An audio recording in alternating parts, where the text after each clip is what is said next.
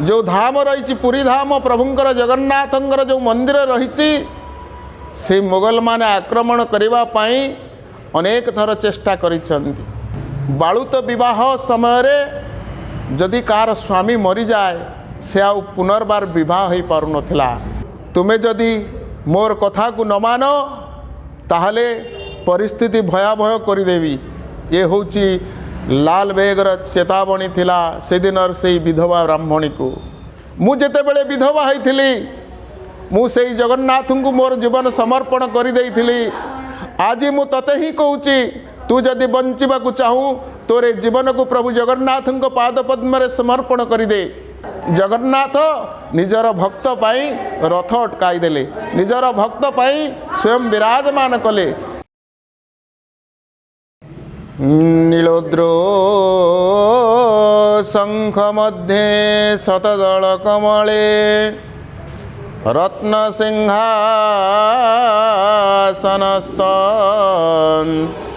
सर्वालंकार युक्तं नवघन रुचिरं संसितायो जग्रजेन भद्राय वाम भागे रथ चरणजुतं ब्रह्मरुद्रेन्द्र वन्द्यं वेदानां सारमीशं सृजन परिवृतं ब्रह्मदारु स्मरामि ब्रह्मदारु स्मरामि नमो ब्रह्मदारु स्मरामि। प्रिय दर्शक बंधु, आज भक्त भगवानंक विषय गोटे छोटिया कथाटे मु आपण मानक निकटरे उपस्थापन करुछि। तेणु आपण मान ही भक्त, आपण मानकर भल पाइबा, आपण मानकर श्रद्धा स्वयं जगन्नाथ कहते मोर भक्त ही भगवान। तेणु आपण मान भगवान आपण मानकर ये पवित्र श्रद्धा को मु प्रणाम जनाऊछि, नमस्कार करुछि। ये जो कथाटी आज मु आपण मानक निकटरे उपस्थापन करने को जाऊछि बहुत दिन तलर कथा नुहे। कथाटी हेउछि आज की 400 वर्ष तलर कथा। आपण माने जानिथिबे सेतेबेले मोगल शासन चली थाए। ये जो मोगल शासन समय रे आमर पवित्र जो धाम रही पुरी धाम प्रभुंकर जगन्नाथंकर जो मंदिर रही से मोगल माने आक्रमण करने पाई अनेक थर चेष्टा करिसेंती। एपरी एक दिनकर कथा लालबेग जी थिले यही मोगल मानकर सिपाहींकर जड़े श्रेष्ठ सिपाही सैन्य सामंत धरी बाहरी पड़िले प्रभु जगन्नाथंक मंदिर पुरी धाम रे आक्रमण करने पाई।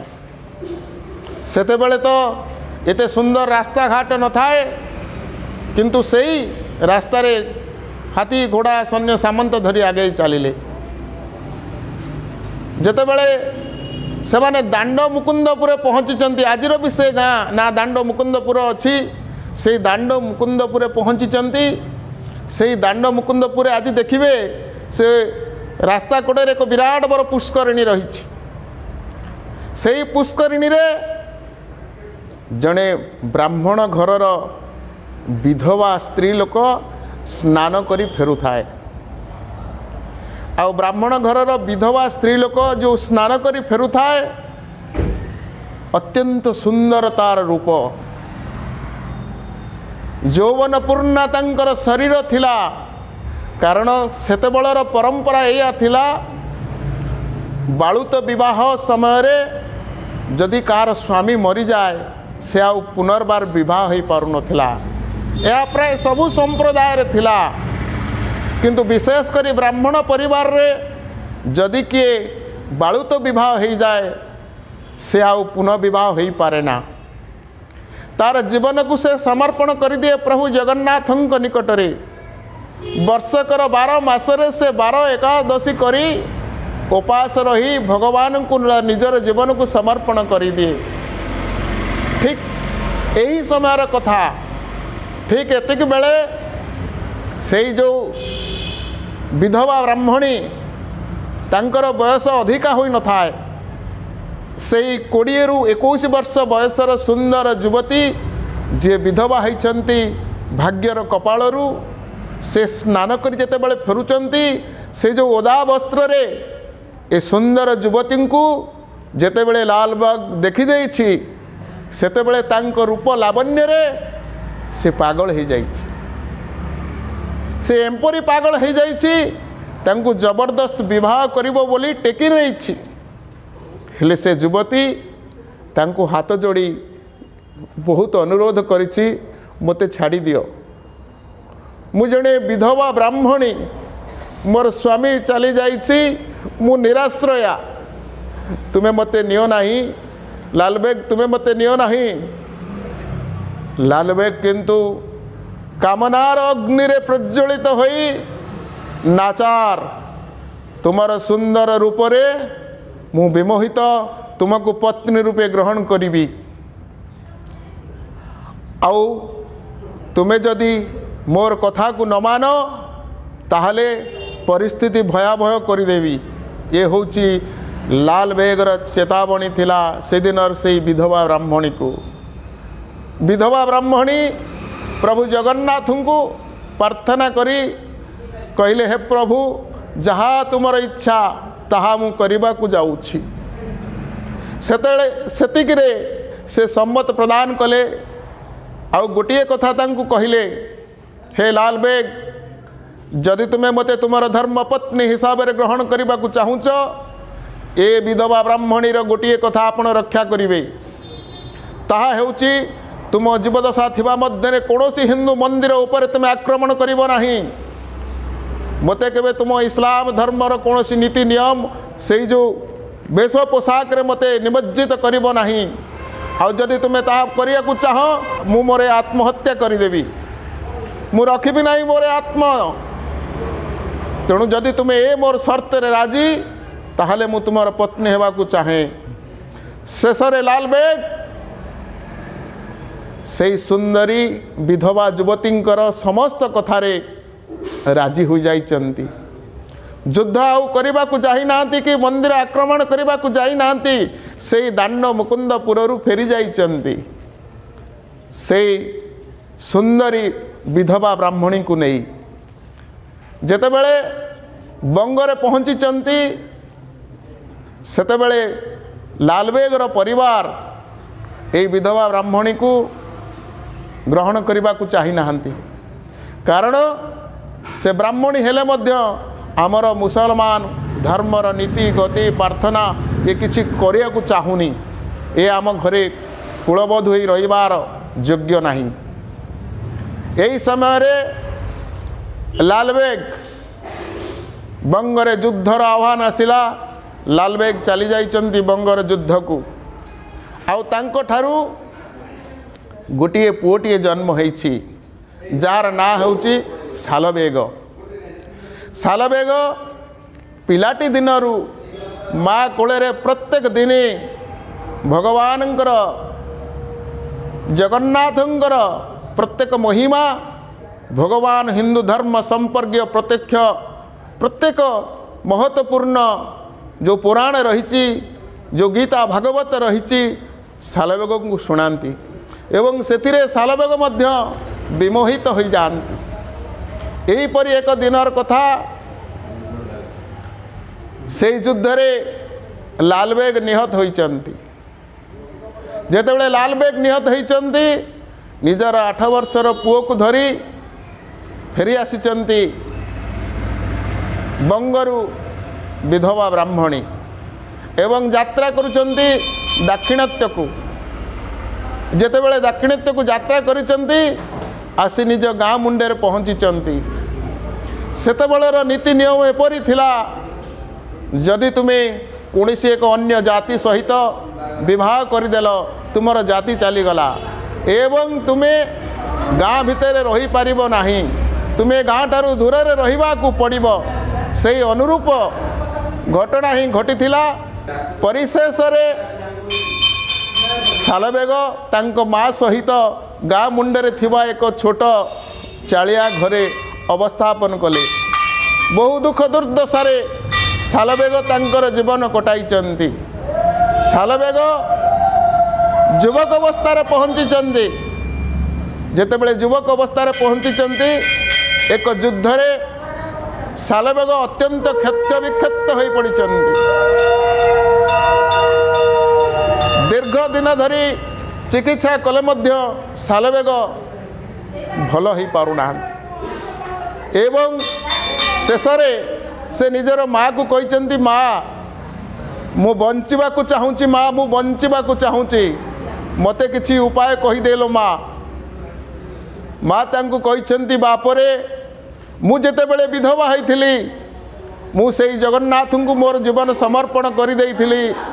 आज मु तते ही कहूची, तू जदि बंचिबा को चाहूँ तोरे जीवन को प्रभु जगन्नाथ पाद पद्म रे समर्पण कर दे।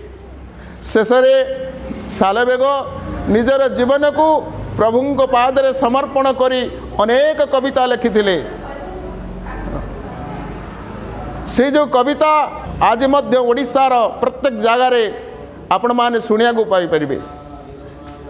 एते सुंदर से कविता, एका तो भकत जीवन, एका तो भकत जीवन, भकत निमंते तोर शंख चक्र चिन्ह, एका तो भकत जीवन, एका तो भकत जीवन। आ गोटे भी कविता अच्छी, कहे साल बेगहीन जाति रे मु जवन, श्रीरंगा चरण तले जनाऊछि आन। अनेक कविता सालबेग द्वारा लिखित होइछि। कथाटी कौन है ना, सालबेग जेतेबेले धीरे धीरे भल हो आसीचंती, एही समय पड़ी रथ यात्रा। से कहते, माँ प्रभु जगन्नाथ को आमे टिके दर्शन करिबा, तेणु आमे तो जाति रे जवन, आमे तो मंदिर को प्रवेश करि परिबा नहीं। जगन्नाथंकर रथ यात्रा, जो जगन्नाथ विश्वर प्रत्येक धर्मर लोक मान को दर्शन देवा पाई प्रभु बड़दाण्ड रे विराजमान करती। सेइथिपाई रथ यात्रा, सेइथिपाई प्रभु ही विराजमान करती। सर्वधर्म समन्वयर प्रतीक से होउचंती। सबु धर्मर लोकों को दर्शन देवा पाई बड़दाण्ड रे विराजमान करती। ए अवसर रे सालबेग एवं माँ दर्शन करने पाई प्रभु जगन्नाथ को बाहरी। से 750 कोश से निजे लिखिं, 750 कोश दिग दिशुनाही, मो जीवा जाए जगन्नाथ थिबे रही। जितेबले ये जो कथा जगन्नाथ को से प्रार्थना आकार कहते, जगन्नाथ रही जाइछंती।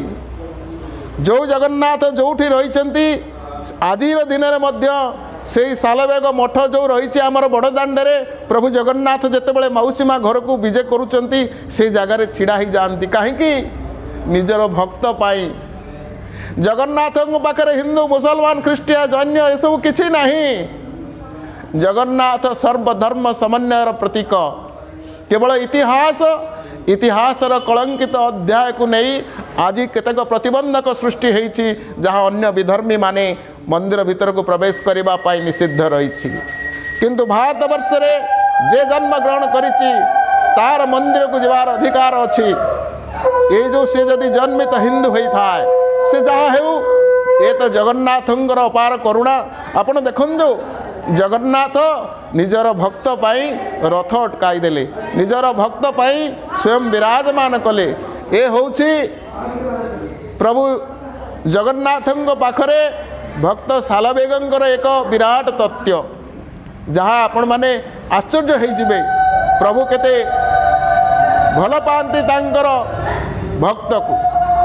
यही जो भक्त सालबेग कथाटी आज आम आपण मान निकट उपस्थापन कलु। आपण मान को कौन केते भल लगी आम जानी पारुनु। जदि भल लगी थाए तार सुचिंतित मतामत आपण देवे एवं उपस्थापना शैली रे जदि किछि दोष त्रुटि थाए ताहाले क्षमा करिवे। जय जगन्नाथ, जय जगन्नाथ, जय जगन्नाथ।